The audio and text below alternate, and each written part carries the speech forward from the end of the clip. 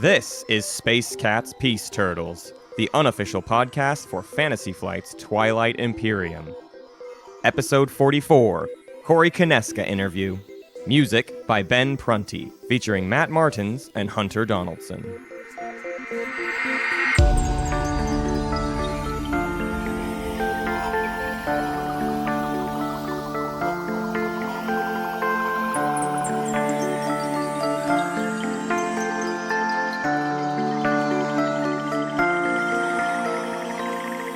Hey guys, it's just Matt here at the top. I am going to do a little lead in here because while we were at Gen Con, we got a chance to sit down with Konieczka, one of the game designers at Fantasy Flight Games, and he joined the team to do an expansion for TI3 and help develop TI4.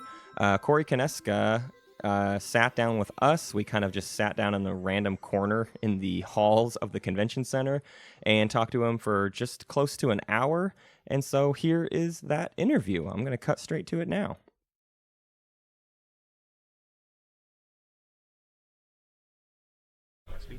Oh, you said we're tweeting? Oh, okay. All right. We are live tweeting right into the machine right now. I don't think it works that way. I think that is exactly what it is. So we're here at Gen Con in like kind of a weird alcove right now. And I think we're kind of in the way of people that are like doing work, but comparatively, this is a less noisy space. We're here with Corey, and I want to get the canonical pronunciation of your last name. Konieczka. Konieczka. I nailed it. I won on record that I nailed it. Okay, good. That's good for you. So yeah, we're just gonna kind of touch base with Corey a little bit. Where do people know? Where do people even know you? Why are we talking to you? What did you do? I don't know. I was just nobody, and then Twilight Imperium came into my life. Yeah, he just got drafted. They just picked him up. They're like, here's this guy. I bet he can play with cardboard and plastic. Yeah. I guess first off, what's your job title? You work for Fantasy Flight Games. Yes. What does that mean? So I am the executive game designer at Fantasy Flight. That means that I get to design my own games, and I spend half my time overseeing the other games people are working on, playing their things, providing feedback, that sort of stuff. Before you were that, you were just Corey. Yes. And when did Corey get into Twilight Imperium? Great question, yeah. So I was out of college working as a graphic designer and just having fun playing games, getting into the world of games, and I saw Twilight Imperium, like, 3rd edition announced. And just, like, looking at that box and, like, the announcement on the website and the plastic bits and all that sort of stuff, I'm like, whoa. This is huge. I need that. And so I pre-ordered it, of course. Yeah. Knowing very little about it at the time, actually, besides the fact that it looked awesome. Right. And then it came in the mail and spent... Wait, you straight up blind pre-ordered TI3? It was huge and it looked awesome. It's true. That's great. I have this story where after I had pre-ordered it, I walked into a game store and I saw on the shelf Cosmic Encounter, and I'm like, this game looks cool too. It's like a different sci-fi game. I really like sci-fi stuff. And I picked it up and I almost bought it, and I'm like, dude, I just dropped how much money on a game that's going to be here in like a month? I can't. So I put it back.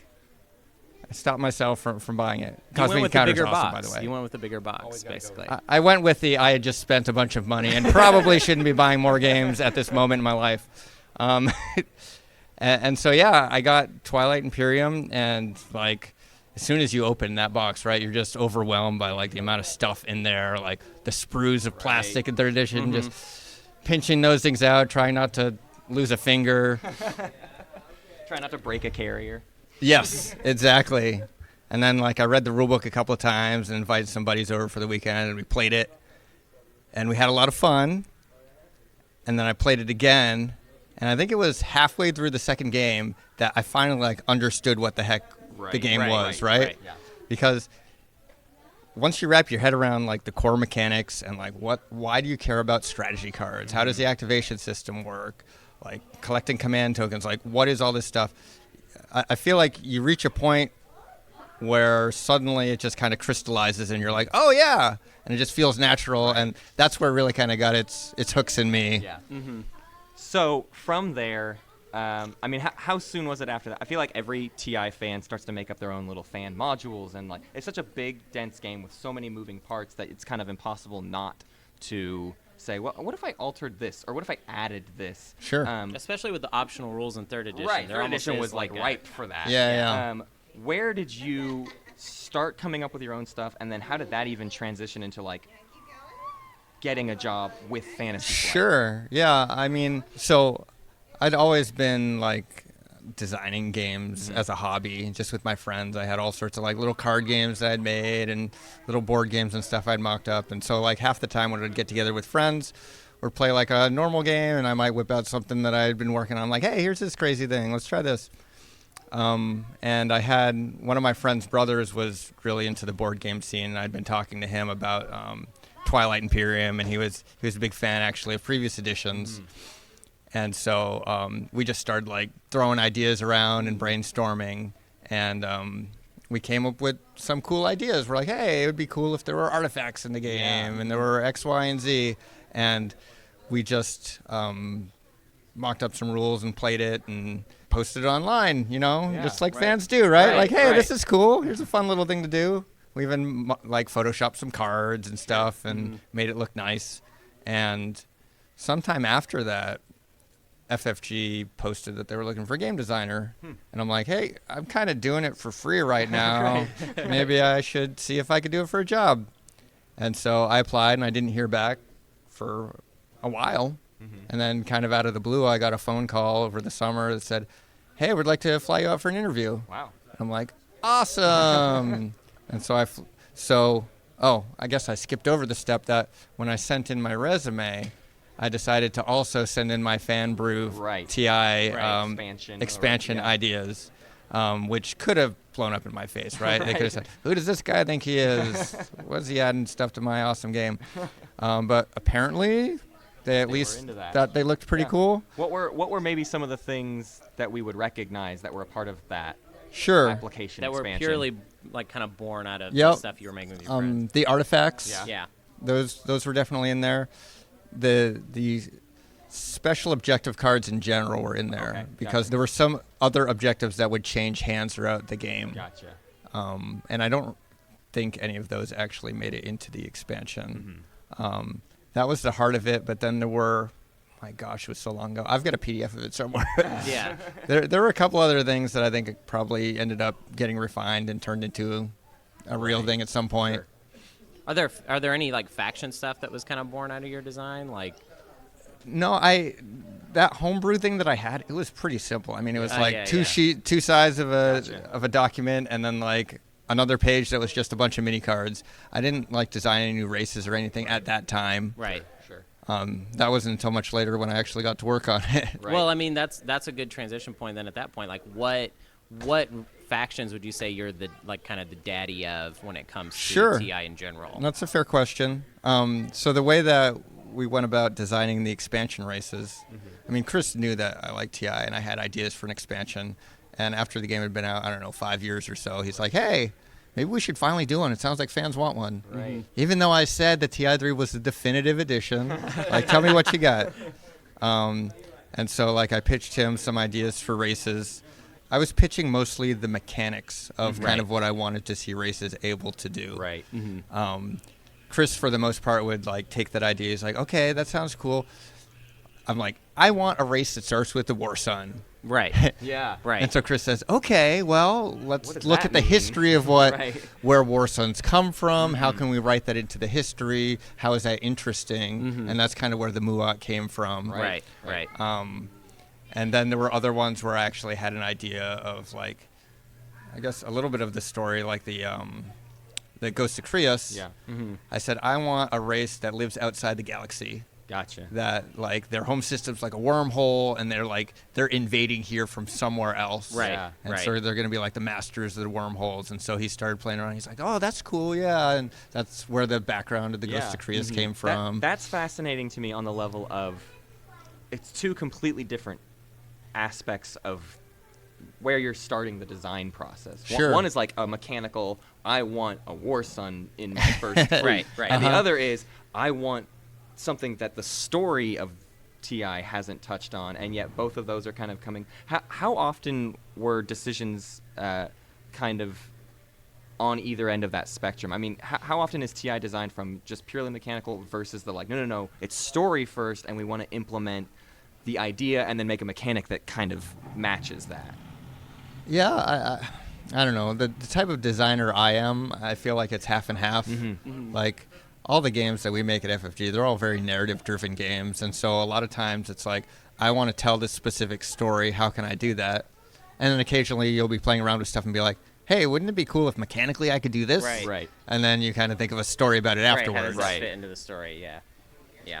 So, kind of to dip away from TI a little bit, what I'm really curious about is, obviously you've had many great credits, before and after, to your name, and how often does TI kind of drip back into your brain when you're working on a new project and it's like, well, my favorite part of TI is this, and I want to have that same feeling in this project? How many games have you done where it's kind of like TI is still at the epicenter of what you're wanting to accomplish?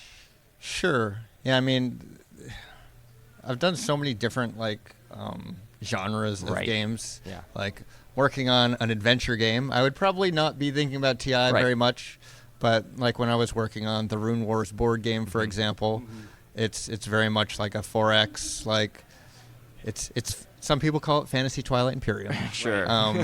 And so there was definitely some consideration there. Some of it was, okay, let's see the things that Twilight Imperium did well and replicating that. But some of it, honestly, was let's try to not make it too similar to Twilight Imperium because we don't want people to feel like they're buying a game they already have. Right. And so, like, It's let's just skinned for fantasy. yeah, let's not use the command counter system, even though it's awesome. Right. Let's do something different. The most important thing to me, honestly, is to try to make each game unique. Yeah. And although we do occasionally borrow some mechanics and stuff here and there, I want them to all feel worth your money. Right. Yeah. So obviously a lot of things were covered by you guys in Shut Up and Sit Down's Space Alliance documentary. Sure. And we don't want to really tread a lot of the same ground, but something I do want to kind of get more insight on is why now, I guess, is sort of the question. Like, what kind of, it'd been a number of years since Shards of the Throne, and what kind of was the first inkling of, like, we really do want to revisit Twilight Imperium? To be honest, it's something we never really stopped talking about. Okay. Like, we released Shards of the Throne, and we're like, well, it doesn't really feel like we could do too much more in this game. We know someday we'll do a new edition, and then we just kind of forgot about it for a while because we knew that someday was not In not a around year. the corner. Yeah. Right. And so, I don't know, like, this is all from memory, so, course. like, maybe 4 or 5 years later, we start talking about it again, and we're like, hey, like, what should we do with Twilight Imperium? Like, is it time yet to, like, refresh it? But it was always a game, 3rd edition was always a game that had a lot of modern sensibilities. And every time we talked about doing a new edition of Twilight Imperium, we would scratch our heads about, like, well, what can we actually improve upon? I mean, the system is really solid. Like, the strategy cards, the command system, like, those parts of the game are great. And it's way more elegant than, I mean, we couldn't really do a better job of what the heart of the game is. Yes.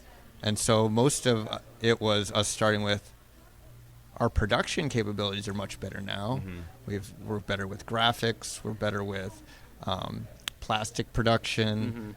Like, what if we took, like, all the races for Twilight Imperium and, like, stuck them in one box and just, like, made it prettier and like better sculpts, and what would that do? What would that be?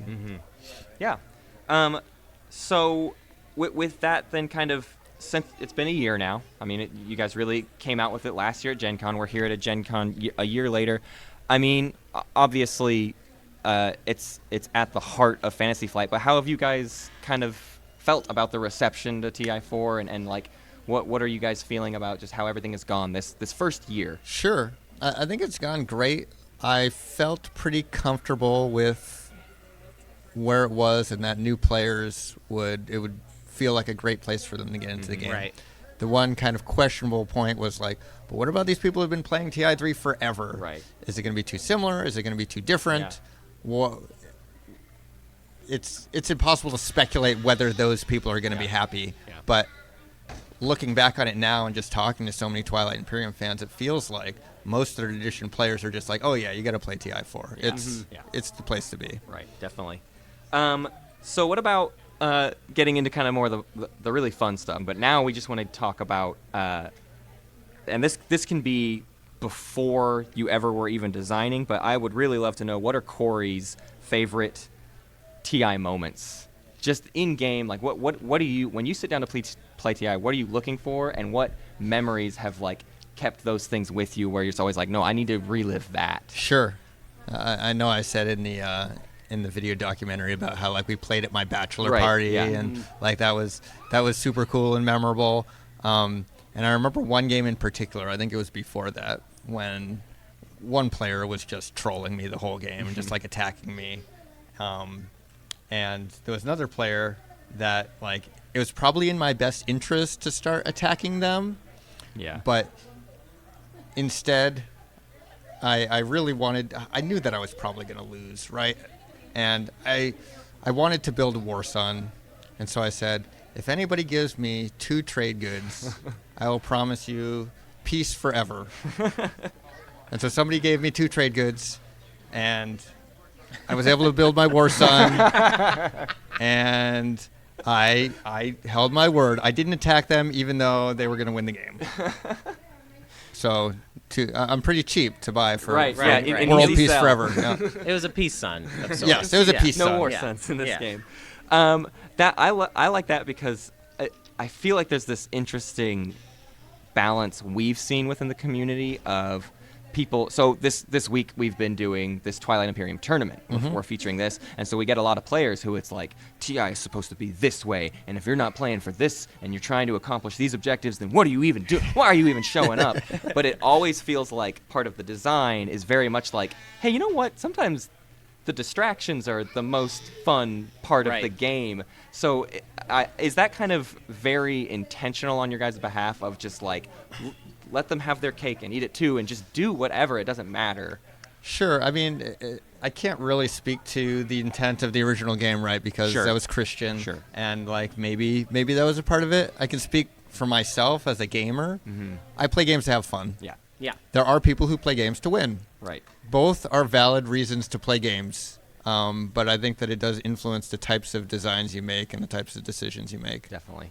Yeah. How do you feel that people are, like, as far as like how TI is constructed, like how do you feel about people playing a tournament then about like that's like trying to set up TI to be a very like competitive space? Like, I mean, the game is inherently a competitive game. It's not a co-op. Right. And so we did do a lot of work in 4th edition to make sure that like all of the races had a chance to win the game and that all the technologies in certain situations would be worth you investing in. Yeah.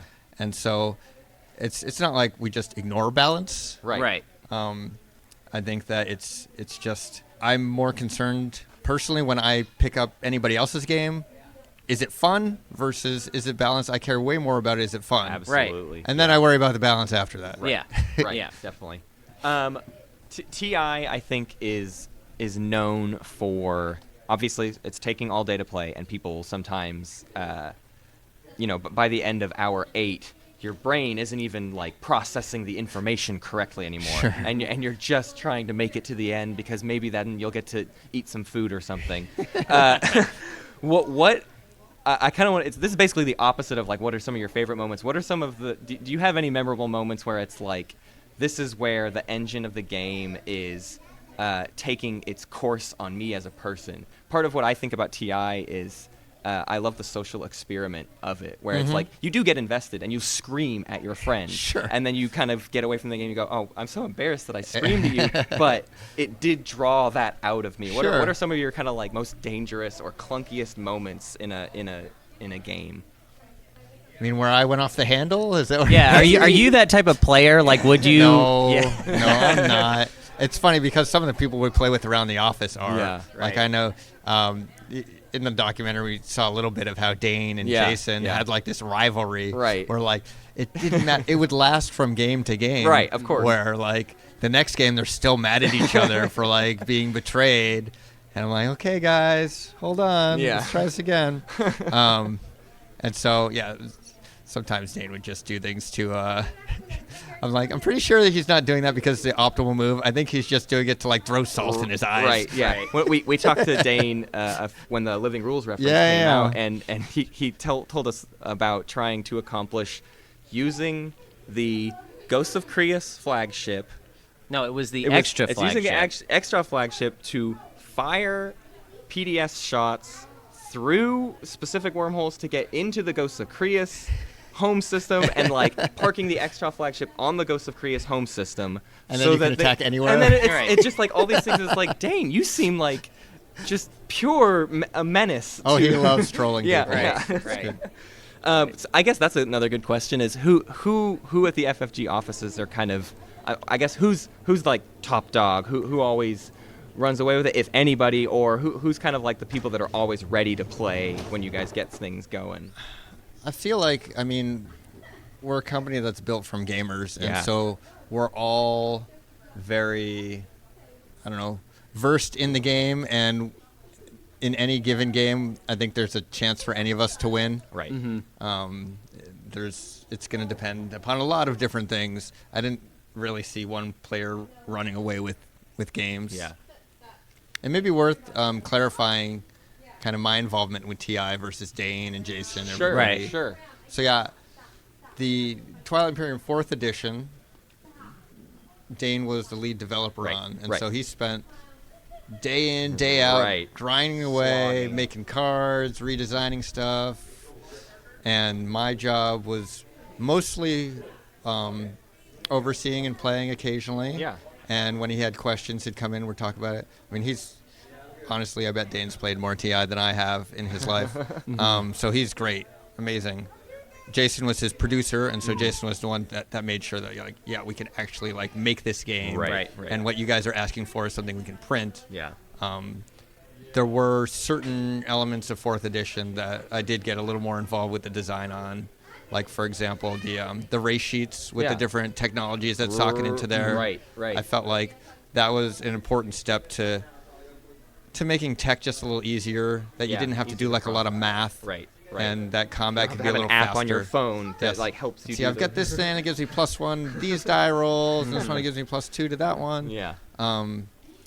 And the trade system was the other one that I knew that in 4th edition. We had an opportunity with 4th edition to reimagine the trade system. Yeah. Because trade in TI3 was fine, but I felt like we could do something that was more interactive. Yeah, definitely. On those same notes of kind of the development process, how many different iterations of what you hoped to kind of finally develop do you feel like, if you could break it into like big waves, where, was it always it's gonna be the 17 races and it's gonna be this and it's this, or was, and I know Space Alliance touched on this some, and so kind of just getting a relook at like, was what you ended up with in TI4 what you guys planned to start with, or how much did it change over time? It changed a lot. Yeah. I mean, we weren't originally going to have all the races in there. Right. We were originally going to do like the unique plastic for each race Mhm. until we Yep. figured out, first, it was way too expensive for people and they wouldn't like it. And second, they wouldn't be able to tell each other's What ships was- apart. right. Like, what do your carriers look like? Right. And so, I mean, those were like the two core things at the beginning that we had that just kind of had to die to Yeah. make this game actually happen. Right. But I feel like there were probably some big moments in the game's evolution, but besides those two things going away, it's mostly like a daily and weekly iterative process. Right. Like, okay, we're still not quite happy with how politics strategy cards working. Dane would make a new version of it, and he would play that with a couple of other little changes. He's like, it's better, but it's not quite there. Yeah. And then he'd come into my office and like show me like the spread of the strategy cards, and we'd talk about them a little bit. And he's like, yeah, I'm still not quite happy with where this is going. Right. And then he'd come up with another one, and Gotcha. it's just lots and lots of little steps. Yeah, Right. of course. So TI4 is out, and like we're all playing it. and I think everyone has, like you said, I mean, even the TI3 like veterans are coming back and saying, well, you just have to get TI4 no matter what. Yeah, exactly. We always push for that. That's, I mean, I certainly am always in favor of just doing that. What are other games that you guys are doing what are things that you love from your guys' other projects that are not things that we get out of TI? What are some of your favorite things to work on that are very separate from the TI experience? I mean, I think there's so many different types of games, and they all like provide different kind of social atmospheres, and that's one of the things that I always focus on first and foremost when working on a game. Like, what is the social nature of this game going to be?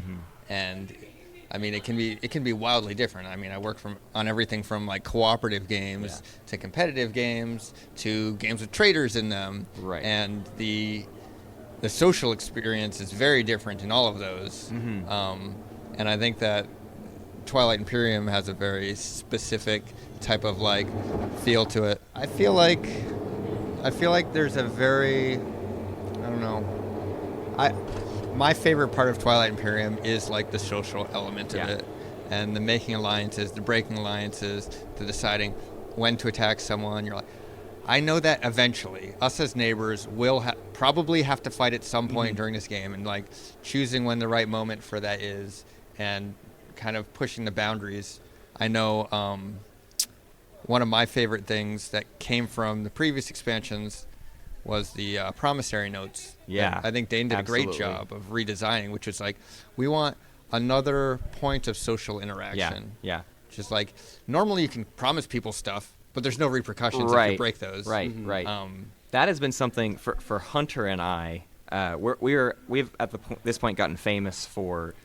Famous, yeah. Well, no, we are famous. That's the word. It is notable that we routinely give poor advice on how to use promissory notes, because we're coming from that TI3 environment where it's like, nah, man, everything's... Yeah, we just didn't play with those a lot, so we're quite bad at them, actually. And so every time we talk about promissory notes on the show, all we get are fans being like, well, if you just would use it this way, or like think at all about like why you should be using that, it's like, oh, wow, that is way smarter than what we could have come up with. And it is definitely, the trade system and the promissory system have been, I think, the two most fun things, and especially even in the build-up before we had the game, that's what we were just like giddy over. I think my favorite thing about that is that a lot of the stuff that was just represented just from people talking in TI3 and TI4 actually got some sort of mechanical like other to it. Sure. Like just transactions and like deals and stuff that actually was defined in the rule book, which is before. I mean, it was just us talking to each other and making stuff up, basically. Yeah, like there's still plenty of that. But yeah, you need that too. But I mean, like I said, my focus is really on what's the social aspect going to be, and so those were two of the big things in TI4, some of which came from TI3, some of it was new, but both trade and promissory notes, they became very social things, right? Or they were very social mechanics. Yeah. And I know the other one that Dane added was the riders. Right. Which was something that we had like speculatively talked about like in the past. We're like, hey, wouldn't it be cool if you could do something like this? And then Dane found a really awesome way to do it. And yeah, definitely. Those are fun. Yeah. Well, I got a weird question for you right here. Don't you wish that all of those Star Wars games were just TI themed instead of Star Wars themed? Like, when are we gonna get TI Wing and Twilight Imperium Assault and like? It's funny because I usually get the opposite question. Exactly. Which is like, when is TI gonna be Star Wars? Star Wars Twilight Imperium. We are vehemently opposed. We are always in favor of keeping TI around, and we're ready. We're ready for TI. Yeah, we're ready for TI to take it. It's a pretty big property, okay? Like, where's the mouse movie? should look out.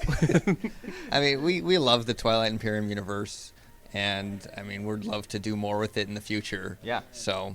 Oh, so that's what confirmation of TI movie. Got it. We got confirmation right. from Corey. We just got confirmation from Corey that there's going to be a TI film directed by Christian T. Peterson because he's free now, right? Yeah, no, like it'll just be me in my garage. Right.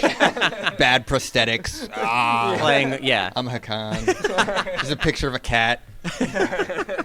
that brought up the point of Christian Peterson. We have to say goodbye to Christian T. Peterson and his cooperation in the development of TI. Obviously, he's kind of the brainchild of the universe. Is there anything you can say about sort of the future of TI? Maybe just reassurances to the fans of kind of what TI looks like with Christian stepping away. Well, I mean, Twilight Imperium is Christian's game. It's the game that made Fantasy Flight games, and we'll forever be grateful for that. We've got so many things to be grateful for Chris doing throughout the years, not just for this license, but for the company. We'll miss him, but at the same time, for fans, it's not going to really impact things that we're going to do in the Twilight Imperium universe. Twilight Imperium's still a part of FFG, and I look forward to being able to do more in that universe. Absolutely. Yeah. Absolutely. Hunter, you have anything else? I mean, I got my weird little Star Wars question in there. I feel good about nabbing that one. Corey, I want to thank you for sitting down with us, taking time out of your busy Gen Con schedule. Sure. I know everyone that we interact with online just loves the work you guys do. We love the game, and we, it's great to see you guys put so much focus on something so socially taxing, and I think that's always been our favorite thing about it is like I do want to sit down for 8 hours and explore a completely different mindset with my friends or strangers or whoever. And so we just want to say thank you on behalf of everybody. Thanks for TI. Yeah, thank you. Also, has FFG thought about maybe longer games? What about that? That's a market right there. You could flip over the victory point track. There you go. We can go to 14. Yeah, that's true. That's true. What about 28 though? I'm just saying I'm not quite getting two of them side by side. Yeah. There you go. If you buy 2 copies of the game, then you can put the victory track side by side. And there we go. A reason to buy two copies of the same game right there from Corey. That's what you're recommending that people do. Yeah, I think everyone should probably have 2 copies of TI4. Or whatever. You got to have your backup copy in case the first copy breaks down. Yeah. I can say that my cat peed on my TI3 copy. And that's it. That's done now. I had to throw away the box. I still have the game, but the box is ruined. Yeah. It was very sad. I can't imagine a better way to sign off this episode than that nugget. Yeah, PCAT, Right Space Turtles. Whoops.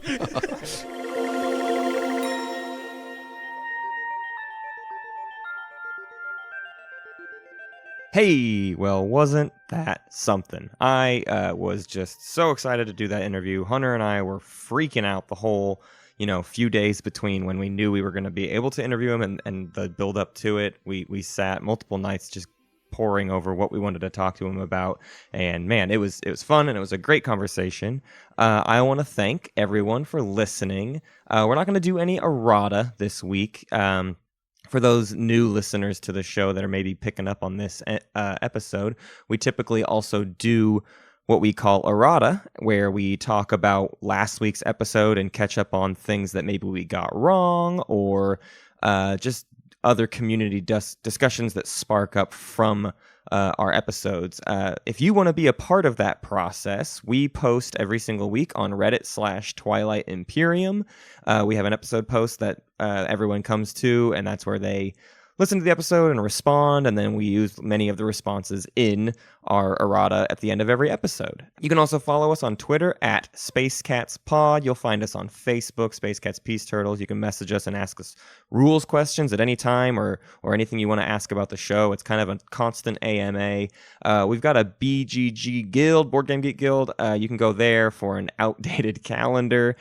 Please email us, spacecatspieceturtles@gmail.com. We do an episode fairly often called This Imperium Life, where we tell stories from in-game moments submitted by fans, and it's a really fun episode to do, and it gets a lot of the theme of Twilight Imperium kind of under the microscope. We also do Plays of the Week at the end of every episode, and you can email us those as well. We also have a Patreon.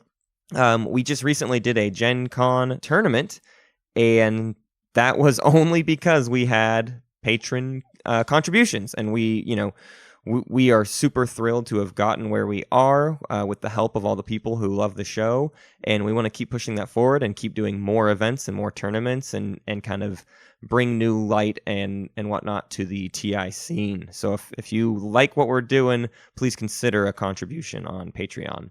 Also, we have a Discord that you can find in the links section of our show posts. That Discord is where you get a lot of the patron benefits, the kind of extra coordination with us, as well as just Meme Town and all the best jokes that the community comes up with, and great conversations and lots of rules discussions and whatnot. All the fun stuff happens on Discord. Finally, if you liked this podcast, if you liked this interview, I would love it if you rated us on your podcast app of choice, preferably iTunes and Apple Podcasts. That's the biggest market.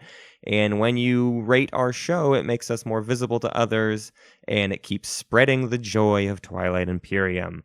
I want to thank specific Patreons, Patreoners, Patronos, Northstar, Seth Viteto, and Chris Bacon. That's it. I'm out of here. But first, let's do a play of the week.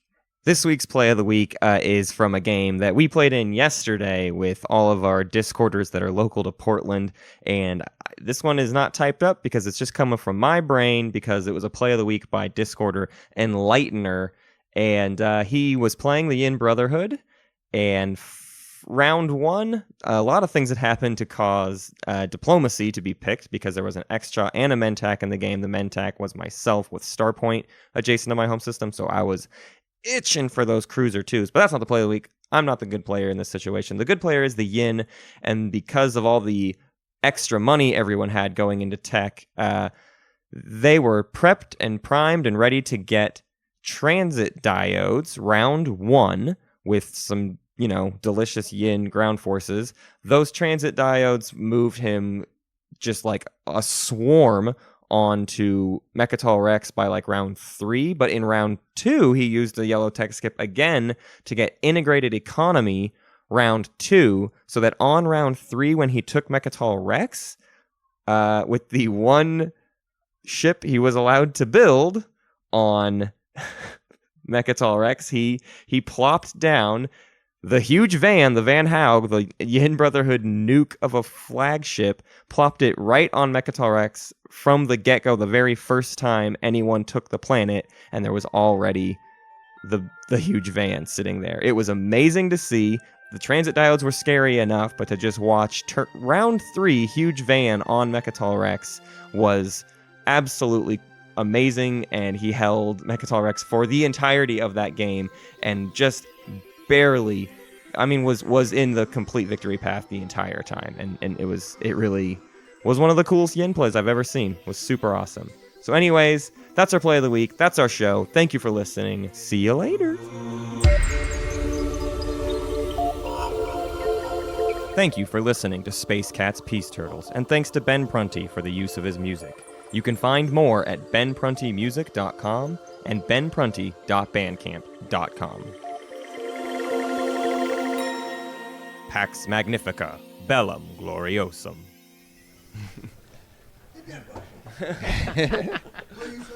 Right here. Oh, got it.